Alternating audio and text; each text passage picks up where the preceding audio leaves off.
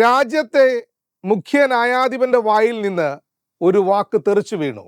ആ വാക്ക് ഒരു പാറ്റയായിരുന്നു. ആ ഒരൊറ്റ വാക്കിൽ നിന്ന് ലക്ഷോപലക്ഷം പാറ്റകൾ പിറവി കൊണ്ടു. അവരാദ്യം വിരൽ ചൂണ്ടിയത് നീറ്റ് പരീക്ഷാ ക്രമക്കേടിലേക്കും നാഷണൽ ടെസ്റ്റിംഗ് ഏജൻസിയുടെ കെടുകാര്യസ്ഥതയിലേക്കും. പിന്നെ നടന്നത് ചരിത്രം. ദാ ഇപ്പോഴും ഡൽഹിയിൽ അനുനിമിഷം പതിനായിരങ്ങൾ അണിചേർന്ന മഹാസമരമായി രൂപപ്പെട്ടുകൊണ്ടേയിരിക്കുന്നു. BJP സർക്കാരിനെതിരായി, RSSനെതിരായി, ആത്യന്തികമായി സംഘപരിവാർ വൽക്കരണത്തിനെതിരായ കോക്രോച്ച് സമരം ജനകീയ സമരമായി രൂപാന്തരം പ്രാപിച്ചിരിക്കുന്നു. അപ്പോഴേക്കും പല കോണിൽ നിന്നും ഗൂഢാലോചന സിദ്ധാന്തക്കാർ തേരും തെളിച്ചിറങ്ങിക്കഴിഞ്ഞു. അതിലൊന്നാമത്തെ ആളുകൾ ജനം TV ആണ്. പിന്നെ ചാനൽ ചർച്ചകളിലെ BJP പ്രതിനിധികൾ. അതും കഴിഞ്ഞാൽ സോഷ്യൽ മീഡിയ ബുദ്ധിജീവികൾ. സത്യത്തിൽ വിദേശ ഫണ്ടിങ്ങിൻ്റെ പുറത്ത് നടക്കുന്ന നാടകമാണോ പാട്ടുകളും അഭിജിത് ദീപ്കയും നടത്തുന്നത്? എന്തുകൊണ്ടാണ് SFIയും DYFIയും പിന്നാലെ CPMും സമരത്തിൻ്റെ ഭാഗമായത്? എന്തുകൊണ്ടാണ് സമരത്തിൻ്റെ ഭാഗമാകാൻ കോൺഗ്രസ് ഇത്രയും വൈകിയത്?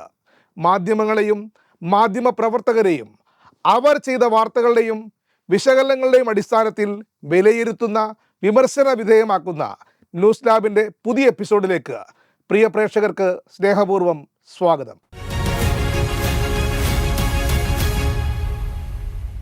ജനം TVയുടെ ഏതെങ്കിലും ഒരു വാർത്ത ഇന്നുവരെ ന്യൂസ് ലാബ് പരിശോധിക്കാൻ മെനക്കെട്ടിട്ടില്ല.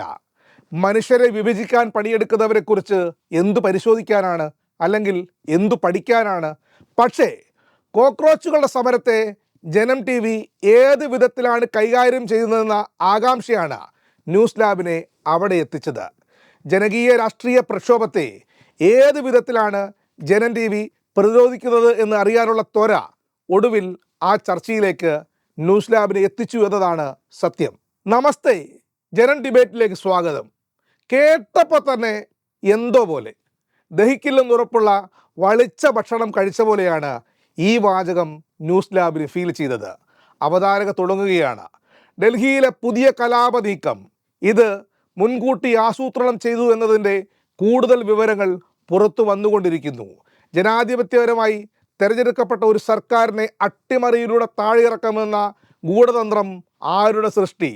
20, 21 തീയതികളിൽ നടക്കാനിടയുള്ള സംഭവങ്ങളെക്കുറിച്ച് CIA നേരത്തെ തന്നെ പ്രവചിക്കുകയും 17-ാം തീയതി അമേരിക്കൻ എംബസി പൗരന്മാർക്ക് മുന്നറിയിപ്പ് നൽകുകയും ചെയ്തിരിക്കുന്നു. കർഷക സമരത്തെക്കുറിച്ചും പരാമർശമുണ്ട്. പാർട്ടികളുടെ നേതാവായ അഭിജിത് ദീപ്കയ്ക്ക് അമേരിക്കയുമായുള്ള ബന്ധമെന്ത്? ജന്തർ മന്ദറിന്റെ പ്രതിഷേധത്തിനായി കോടികൾ മുടക്കുന്നത് ആരാണ്? ബംഗ്ലാദേശിലും നേപ്പാളിലുമുണ്ടായ ഭരണകൂട അട്ടിമറിയുടെ അതേ പാറ്റേണാണോ ദില്ലിയിലും അരങ്ങേറിയത്? ജനങ്ങളുടെ വോട്ട് നേടി രാജ്യത്തിൻ്റെ അധികാരം പിടിക്കാൻ അസാധ്യമെന്ന് ബോധ്യപ്പെട്ടവർ കണ്ടെത്തിയ കുറുക്കു വഴിയോ കലാപം? സമരം നിയന്ത്രിക്കുന്നത് ആര്? അവതാരക തൻ്റെ ഇൻട്രോ ചോദ്യശരങ്ങളാൽ സമ്പന്നമാക്കി അവതരിപ്പിച്ചു. അവതാരകയോടാണ്, നിങ്ങൾ തയ്യാറാക്കിയ ഇൻട്രോയിൽ നല്ല നിലയ്ക്ക് തെറ്റുണ്ട്. നിങ്ങളുടെ രാഷ്ട്രീയം കുത്തിക്കയറ്റാൻ പണിയെടുക്കുമ്പോൾ അതെങ്കിലും മര്യാദയ്ക്ക് ചെയ്തുകൂടെ? ഒന്നാമത്തെ തെറ്റ്, ഡൽഹിയിലെ കലാപ നീക്കം ഇത് മുൻകൂട്ടി ആസൂത്രണം ചെയ്തതാണ്. അത് അമേരിക്കയ്ക്ക് മനസ്സിലായി. അവർ പൗരന്മാരോട് മുൻകരുതലെടുക്കാൻ ആവശ്യപ്പെട്ടു. ഈ രാജ്യത്ത് ഒരു കലാപം നടക്കാൻ നീക്കമുണ്ടെങ്കിൽ അത് ആദ്യം അറിയേണ്ടത് അമേരിക്കയാണോ അതോ നമ്മുടെ സർക്കാരാണോ? എന്തിനാണ് IB? എന്തിനാണ് NIA? എന്തിനാണ് RO? എന്തിനാണ് പിന്നെ അമിത്ഷാ ആ കസേരയിൽ ഇരിക്കുന്നത്? അതായത് ജനം TVയുടെ ഉടയോർക്ക് പോലും അറിയില്ല ഈ രാജ്യത്ത് കലാപം നടക്കാൻ പോകുന്നുവെന്ന്. പക്ഷേ അമേരിക്കയ്ക്കറിയാം. രണ്ടാമത്തെ തെറ്റ്, ജനാധിപത്യപരമായി തിരഞ്ഞെടുക്കപ്പെട്ട സർക്കാരിനെ അട്ടിമറിക്കാൻ വേണ്ടിയാണോ ഈ സമരം നടക്കുന്നത് എന്ന ചോദ്യമാണ്. അങ്ങനെയല്ല എന്ന് ഏത് കൊച്ചു കുഞ്ഞിനും അറിയാമെന്നിരിക്കെ ഒരു ഗുമ്മിന് ഇങ്ങനെ അങ്ങ് തള്ളരുത്. ഇന്ത്യ മഹാരാജ്യത്ത് ഒരു സർക്കാരിനെ അട്ടിമറിക്കുക എന്നത് അത്ര ഈസിയായ പ്രോസസ്സാണെന്നാണോ ജനം TV കരുതിയിരിക്കുന്നത്? തൊട്ടയൽപ്പക്കത്ത് പാകിസ്ഥാനിലും ബംഗ്ലാദേശിലും അട്ടിമറി നടന്നിട്ടും എന്തുകൊണ്ടാണ് ഈ രാജ്യത്ത് അട്ടിമറി നടക്കാത്തത് എന്നതിൽ പ്രാഥമിക ധാരണ പോലും ജനം TVക്കോ അതിൻ്റെ അവതാരകയ്ക്കോ ഇല്ലെന്നുള്ളതാണ് വസ്തുത. സുശക്തമായ ഭരണഘടനയും യൂണിയൻ ഓഫ് സ്റ്റേറ്റ്സ് എന്ന ക്വാസി ഫെഡറൽ സംവിധാനവും നിലനിൽക്കുന്ന ഒരു രാജ്യത്ത് രാഷ്ട്രീയ അട്ടിമറി എന്നത് അസംഭവ്യമായ കാര്യമാണ് എന്നതിൽ തർക്കമേയില്ല. അടുത്തതാണ് $1,000,000 ചോദ്യം. പാർട്ടികളുടെ നേതാവായ അഭിജിത് ദീപ്കയ്ക്ക് അമേരിക്കയുമായുള്ള ബന്ധം എന്താണ്? കുറച്ചു മുന്നേ അമേരിക്കയെക്കുറിച്ച് നല്ലത് പറഞ്ഞ നാക്കുകൊണ്ട് തന്നെ അഭിജിത് ദീപ്ക എന്ന CJP നേതാവിനെയും അമേരിക്കയും ചേർത്ത് ഒരു ഇല്ലാക്കഥ മെനയുകയാണ് ജനം TV-യുടെ ലക്ഷ്യമെന്ന് ആർക്കാണ് സംശയം തോന്നാത്തത്? ഈ രാജ്യത്തെ സർക്കാരിന്, BJP സർക്കാരിന്, സംഘപരിവാർ നേതൃത്വം നൽകുന്ന സർക്കാരിന് അമേരിക്ക ഒരു മോശം രാജ്യമല്ല കേട്ടോ. പ്രത്യേകിച്ചും പ്രധാനമന്ത്രി നരേന്ദ്രമോദിയുടെ ഫ്രണ്ട് ട്രംപ് ഭരിക്കുന്ന കാലത്ത് സാമ്രാജ്യത്വം ഇരിക്കാൻ പറയുമ്പോൾ ഇഴയുന്ന സർക്കാരുള്ള ഈ നാട്ടിലാണ് ജനം TV അമേരിക്കയെ സംശയിക്കുന്നത്. അടുത്ത ചോദ്യം മുൻപത്തേക്കാൾ തമാശയാണ്. ജന്തർ മന്ദറിലെ പ്രതിഷേധത്തിനായി കോടികൾ മുടക്കുന്നത് ആരാണ് എന്നതാണ് ആ ചോദ്യം. സിമ്പിളായി പറഞ്ഞാൽ സംഘപരിവാർ കാലത്തെ വെറുത്തു തുടങ്ങിയ മനുഷ്യരാണ് ഈ സമരത്തിൻ്റെ പ്രായോജകർ. കോടികളുടെ മുടക്കുമുതൽ വേണ്ടതല്ലല്ലോ. ജനകീയ സമരം എന്ന കാര്യം അവതാരകയ്ക്ക് അത്ര പിടിയില്ലെന്ന് തോന്നുന്നു. അവിടെ എത്താൻ ഇന്ത്യൻ യുവത്വം വെമ്പൽ കൊള്ളുന്നു എന്നതാണ് പ്രസക്തം. നിങ്ങൾക്ക് സംശയമുണ്ടെങ്കിൽ ഡൽഹിയിൽ സുഹൃത്തുക്കളോ ബന്ധുക്കളോ ഉണ്ടെങ്കിൽ അവരെ വിളിച്ച് ചോദിക്കുക, ഈ സമരം എങ്ങനെയാണ് ഇത്രയധികം ജനപങ്കാളിത്തത്തോടെ പുരോഗമിക്കുന്നതെന്ന്. അവർ തരും കൃത്യമായ ഉത്തരം. BJPക്ക് വോട്ട് ചെയ്തവർ പോലും ഇന്ന് ഈ സമരത്തിൻ്റെ ഭാഗമാണ്. ബംഗ്ലാദേശിലും നേപ്പാളിലും ഉണ്ടായ ഭരണകൂട അട്ടിമറിയുടെ അതേ പാറ്റേണാണോ ദില്ലിയിലും അരങ്ങേറിയത് എന്ന ചോദ്യത്തിന് ആദ്യമേ തന്നെ ഉത്തരം പറഞ്ഞതിനാൽ ആവർത്തിക്കുന്നില്ല. അടുത്തതായിരുന്നു അവസാന ചോദ്യം. ജനങ്ങളുടെ വോട്ട് നേടി രാജ്യത്തിൻ്റെ അധികാരം പിടിക്കൽ അസാധ്യമെന്ന് ബോധ്യപ്പെട്ടവർ കണ്ടെത്തിയ കുറുക്കു വഴിയോ കലാപം. ഈ ചോദ്യം എന്തുമാത്രം യുക്തിസഹമാണ്? അല്ലെങ്കിൽ പ്രായോഗികമായി ഈ ചോദ്യം നിലനിൽക്കുന്നതാണോ? ഡൽഹിയിൽ സമരം ചെയ്താൽ കൊഴിഞ്ഞു പോകുന്ന ഭരണകൂടമാണോ ഈ രാജ്യത്ത് നിലവിലുള്ളത്? ആ ഭരണകൂടത്തിന് പാർലമെൻറ്റിൽ കൃത്യമായ ഭൂരിപക്ഷമില്ലേ? പിന്നെ എങ്ങനെയാണ് അവരെ അട്ടിമറിക്കാൻ കഴിയുന്നത്? അതുകൊണ്ടാണോ കലാപം അല്ലെങ്കിൽ സമരമുണ്ടാകുന്നത്? നീറ്റ് പരീക്ഷ, നാഷണൽ ടെസ്റ്റിംഗ് ഏജൻസി എന്നിവയിലുണ്ടായ ക്രമക്കേടുകളും തട്ടിപ്പുകളും അന്വേഷിക്കേണ്ട എന്നാണോ ജനം TV ഉദ്ദേശിക്കുന്നത്? അതിന് ഉത്തരവാദിയായ മന്ത്രി രാജിവെക്കേണ്ടതില്ല എന്നാണോ ജനം TV പറഞ്ഞു വരുന്നത്? സത്യത്തിൽ ധർമ്മേന്ദ്ര പ്രധാൻ എന്ന മന്ത്രി രാജിവെച്ച് രാഷ്ട്രീയ സംശുദ്ധി വരുത്തുകയല്ലേ BJP ചെയ്യേണ്ടത്? അതിനു പകരം അർദ്ധരാത്രിയിൽ സെൽഫി വീഡിയോയിലൂടെ രാജ്യത്തെ അഭിസംബോധന ചെയ്യുകയാണോ വേണ്ടത്? കുറഞ്ഞ പക്ഷം താനൊരു പ്രധാനമന്ത്രിയാണെന്ന് നരേന്ദ്രമോദിക്ക് തോന്നാത്തതിൽ ന്യൂസ് ലാബിന് നിരാശയുണ്ട്. ഒപ്പം ന്യൂസ് ലാബിന് ഒരു കാര്യം ജനം TV-യോട് പ്രത്യേകം പറയാനുമുണ്ട്. നിങ്ങളും മീഡിയ വണ്ണും ചേർന്ന് സംയുക്ത മാധ്യമ പഠന ക്യാമ്പ് സംഘടിപ്പിച്ചാൽ തന്നെ തീരാവുന്ന പ്രശ്നങ്ങളെ ഇപ്പോൾ നിങ്ങൾക്കുള്ളൂ.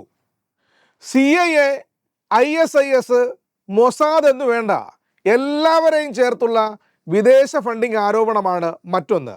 കാരണം കോക്രോച്ച് ജനതാ പാർട്ടി എന്ന പൊളിറ്റിക്കൽ സറ്റയർ പ്ലാറ്റ്ഫോം ഇൻസ്റ്റഗ്രാമിലും എക്സിലും വാരിക്കൂട്ടിയ ഫോളോവേഴ്സിൻ്റെ എണ്ണം കണക്കിലെടുത്താണ് ചിലരുടെ വിമർശനം. അൽഗോരിതത്തിന് കണക്ക് വെട്ടിച്ച് മില്യൺ കണക്കിന് ഫോളോവേഴ്സിനെ സംഘടിപ്പിച്ചത് എങ്ങനെയെന്നാണ് വിമർശകരുടെ പ്രധാന ചോദ്യം. ചീഫ് ജസ്റ്റിസിൻ്റെ നാവിൽ നിന്നും ഒരു വാക്ക് വീട് കിട്ടാൻ നോക്കിയിരിക്കുകയായിരുന്നു എന്നാണ് ഇതിനോട് കൂട്ടിവെച്ച് ചോദിക്കുന്നത്.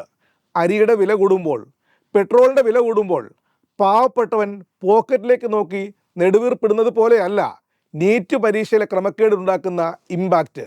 അത് പൊള്ളിച്ചത് BJP ഭരിച്ചാലും കുഴപ്പമില്ലെന്ന് ഇന്നലെ വരെ ചിന്തിച്ച മേൽത്തട്ടുകാരെ കൂടിയാണ്. അവരും ഇതിനകം ജീവിതം തന്നെ വെറുത്ത ഇടത്തരക്കാരും സാധാരണക്കാരും പാവപ്പെട്ടവരൊക്കെ ചേർന്നപ്പോൾ കോക്രോച്ച് ജനതാ പാർട്ടി ആദ്യം ഒരു സോഷ്യൽ മീഡിയ വികാരമായും പിന്നീടത് ഒരു പൊളിറ്റിക്കൽ മൂവ്മെൻ്റായും മാറുകയായിരുന്നു.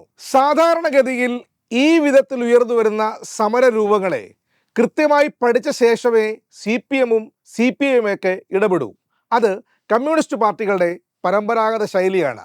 പക്ഷേ പതിവ് തെറ്റിച്ച് അതിവേഗം ഇടതുപക്ഷക്കാർ സമരത്തിൻ്റെ ഭാഗമായി. DYFI അഖിലേന്ത്യാ അധ്യക്ഷൻ A റഹീം എത്രയോ ദിവസങ്ങൾക്ക് മുന്നേ സമരപന്തലിലെത്തി. പിന്നീട് K രാധാകൃഷ്ണൻ MPയും ജോൺ ബ്രിട്ടാസും ശിവദാസനും തുടങ്ങി സമരത്തിൻ്റെ മുഖമായി CPM മാറി.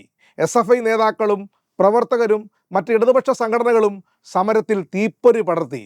പക്ഷേ അപ്പോഴും കോൺഗ്രസ് സമരത്തിൽ നിന്ന് അകലം പാലിച്ചു തന്നെ നിന്നു. രാഹുൽ ഗാന്ധി തിരിച്ചെത്തിയതോടെ സമരം മറ്റൊരു വഴിത്തിരിവിലെത്തി. കുറച്ചുകൂടി മാധ്യമ ശ്രദ്ധ കിട്ടി. പ്രിയങ്ക ഗാന്ധിയും KC വേണുഗോപാലും കോൺഗ്രസ് മുഖ്യമന്ത്രിമാരും സമരത്തിൽ പങ്കാളികളായി. വിളിക്കാത്ത കല്യാണത്തിന് പോയ ആളെപ്പോലെയായിരുന്നു VD സതീശൻ സമരത്തിൽ പങ്കെടുത്തതെന്ന വിമർശനം ഉയർന്നുവെങ്കിലും കോൺഗ്രസ് സമരത്തിൻ്റെ ഭാഗമായത് പ്രതിപക്ഷത്തെ, ജനാധിപത്യത്തെ കൂടുതൽ ശോഭയുള്ളതാക്കി മാറ്റുക മാത്രമേയുള്ളൂ. ഒരു കാലിലെ ഷൂ ഉരുപോയിട്ടും പോലീസ് നടത്തിക്കൊണ്ടുപോകുന്ന രാഹുൽ ഗാന്ധിയുടെ ദൃശ്യങ്ങൾ ഒട്ടനവധി ആളുകൾ ഏറ്റെടുത്തു. ഫേസ്ബുക്കിലും നിറഞ്ഞോടുന്നുണ്ട്, ഇൻസ്റ്റഗ്രാമിലും നിറഞ്ഞോടുന്നുണ്ട്. അത്രയ്ക്ക് പവറുണ്ട് കോക്രോച്ചുകൾ തുടങ്ങി വെച്ച ഈ രാഷ്ട്രീയ പോരാട്ടത്തിന്. ഒരേ സമയം പ്രതിപക്ഷത്തിൻ്റെ ദൗർബല്യം വിളിച്ചു പറയുന്നതും ശക്തമായി തിരിച്ചു വരാൻ കഴിയുന്നതാണെന്നും ഈ സമരം തെളിയിച്ചു. സോനം വാങ്ചുക്കിൻ്റെ ഇടപെടൽ, അതായത് 26 ദിവസം നീണ്ട നിരാഹാര സത്യാഗ്രഹം, ലോക മാധ്യമ ശ്രദ്ധയിലേക്ക് കോക്രോച്ചുകളുടെ സമരത്തെ എത്തിച്ചു. ഈ സമരം കൊണ്ടൊന്നും നരേന്ദ്രമോദിയും അമിത്ഷായും വിറയ്ക്കുമെന്നും പിന്തിരിയുമെന്നും കരുതേണ്ടതില്ല എന്നു തന്നെയാണ് ന്യൂസ് ലാബിൻ്റെ പക്ഷം. പക്ഷേ ഒന്നുറപ്പാണ്, കർഷക സമരത്തെക്കാൾ സംഘ് പരിവാറിനെ BJPയെ സമരം വിറപ്പിച്ചിട്ടുണ്ട്. അവർ അങ്ങേയറ്റം അസ്വസ്ഥരുമാണ്. പാതിര വീഡിയോ അതിനുള്ള ഏറ്റവും വലിയ ഉദാഹരണവുമാണ്. ധർമ്മേന്ദ്ര പ്രധാന്റെ രാജി എന്ന ആവശ്യത്തിൽ നിന്ന് തെരുവിൽ നിന്ന് സമരം ചെയ്യുന്ന യുവത്വം പിന്മാറില്ല എന്ന് പ്രത്യാശിക്കുന്നു. ഡൽഹിയിലെ സമരം അവസാനിക്കും വരെ ജനൻ TV കാണാൻ തന്നെയാണ് തീരുമാനം. എഴുത്തും വായനയും യുക്തിയും ചിന്തയും ഇല്ലാത്ത ജേർണലിസ്റ്റുകളും ഉണ്ടെന്ന് ഉറപ്പാക്കാൻ തീരുമാനിച്ചുകൊണ്ട് ന്യൂസ് ലാബിൻ്റെ ഇന്നത്തെ എപ്പിസോഡ് പൂർണ്ണമാകുന്നു. അഭിപ്രായങ്ങളും നിർദ്ദേശങ്ങളും കമൻറ്റ് ബോക്സിൽ പങ്കുവെക്കാം. വിമർശനങ്ങളെ ഏറെ സ്നേഹത്തോടെ സ്വാഗതം ചെയ്യുന്നു. നന്ദി, നമസ്കാരം.